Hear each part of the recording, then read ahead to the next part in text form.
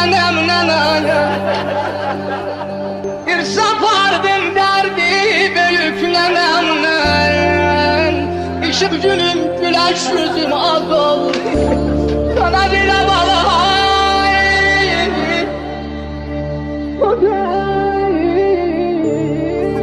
Varım yokum,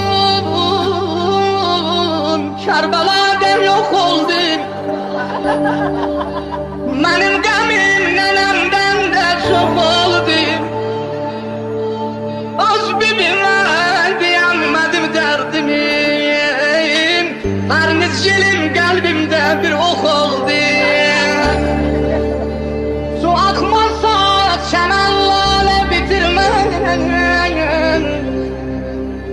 Kurd olmasan koyun sürü itirmeyin. Olçu kovan maral kimi itmişem. Olçu kovan maral kimi itmişem. Hiç kim beni ellerime getirmez.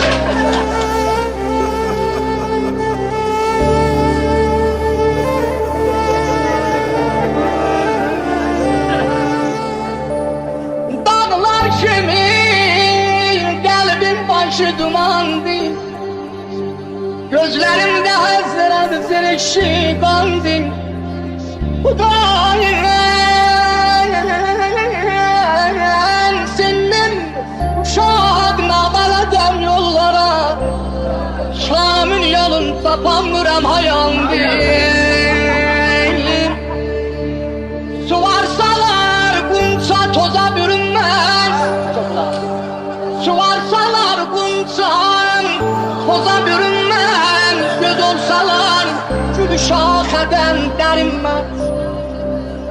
Beləsinim benim kolum budağım. Beləsinim benim kolum budağım. Mübayim tozlu saçım ölenecek ölme.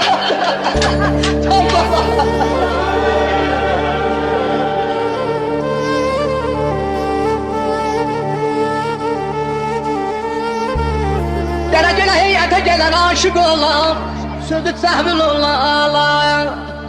Hudayım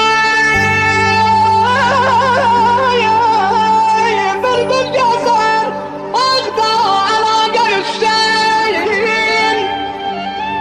Cəh-cəh vurar gül üstə, sağda üstəm. Koymadılar yol uzunu yoxşayan. Parpar olan gülün ağda üstəyim. Koymadı Ali Yaşkar'ımı okşayama. Koymadılar yol üstünü okşayan. Parpar olan gülün ağda üstəyim. Qəmahlı gəl günündə yoldaş istəm.